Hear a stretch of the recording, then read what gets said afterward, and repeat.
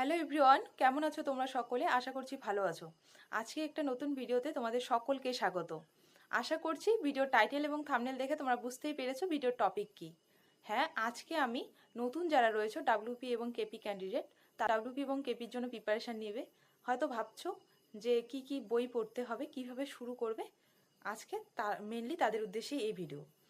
তো অনেকেই হয়তো ভাবছো যে এখনও তো নোটিফিকেশন বেরোয়নি, তো প্রিপারেশান এখন থেকে শুরু করব না, হয়তো কিছুদিন পর থেকে বা আগে নোটিফিকেশন বেরোক, যে নোটিফিকেশন আদৌ বেরোবে কি না।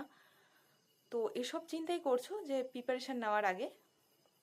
তো মেনলি আমি তাদের উদ্দেশ্যে একটা কথাই বলবো যে যে কোনো চাকরির ক্ষেত্রে ভ্যাকেন্সি বেরোক না বেরোক, কিন্তু সরকারের পুলিশের ভ্যাকেন্সি বের করবেই।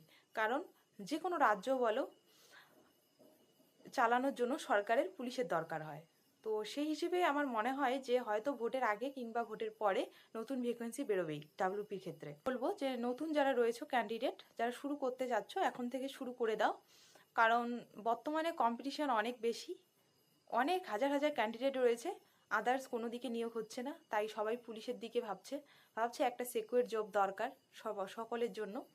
তো সকলেই পুলিশের চাকরি এখন টার্গেট করে রয়েছে। সেই তুলনায় যদি দেখো যে এখন কাট অফ দিন দিন হাই হয়ে যাচ্ছে, তো তাই বলবো এখন থেকে শুরু করে দাও প্রিপারেশন শুরুর আগে আমি তোমাদের বলবো যে সিলেবাসটা ভালো করে জেনে নাও।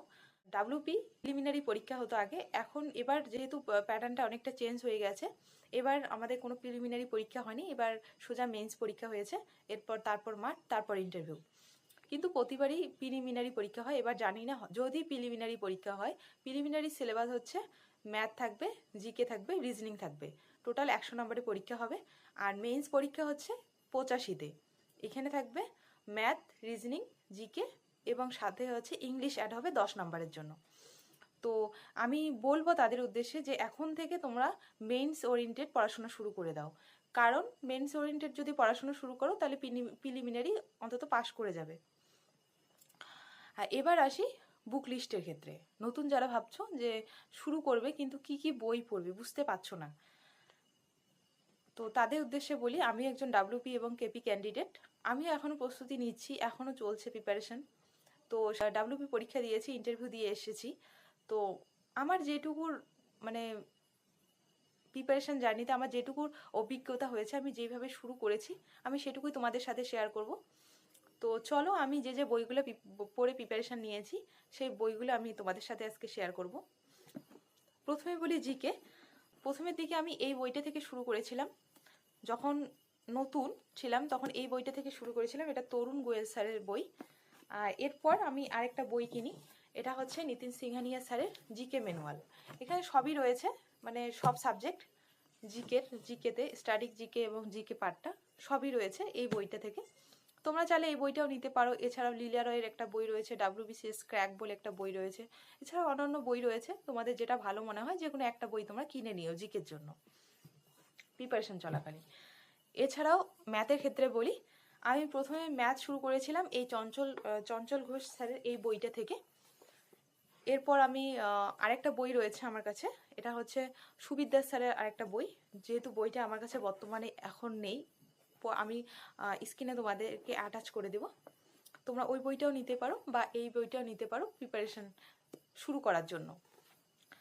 এছাড়াও জিকে রিজনিং আমি প্রথমের দিকে কোনো বই কিনিনি, আমি পুরোটা ইউটিউব দেখে রিজনিং প্র্যাকটিস করতাম। কিন্তু পরীক্ষার কিছুদিন আগে আমি একটা বই কিনেছি, তো সেটাই তোমাদের সাথে শেয়ার করি। এটা হচ্ছে সুবিদ্যাস স্যারের বই। এখানে তোমরা কোশ্চেন, সলিউশন তোমরা পেয়ে যাবে এখানে। এছাড়াও প্র্যাকটিসের জন্য দেওয়া রয়েছে, তোমরা এখান থেকে প্র্যাকটিসও করতে পারো, তোমরা চাইলে নিতে পারো। এছাড়াও তোমরা ইসে থেকেও দেখে নিতে পারো ইউটিউব থেকে। আর এছাড়াও যে আমাদের মেন্সের যে ইংলিশ রয়েছে সেজন্য আমি একটা বই নিয়েছি, এটা হচ্ছে এসপি বক্সি স্যারের এই ইংলিশ বইটা, তোমরা চাইলে এটা নিতে পারো। তো আমি এই গেল আমার বুক লিস্ট।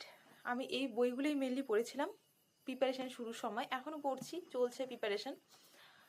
তো ভিডিওটা এই পর্যন্তই থাকলো। আজকে ভিডিওটা তোমাদের কেমন লাগলো অবশ্যই কমেন্টে জানিও। তোমরা খুব ভালো করে প্রিপারেশন করো, নিজের জন্য ছিনিয়ে নাও। তো যাই হোক, ভালো থেকো, সুস্থ থেকো এবং নিজেদের খেয়াল রেখো। টাটা।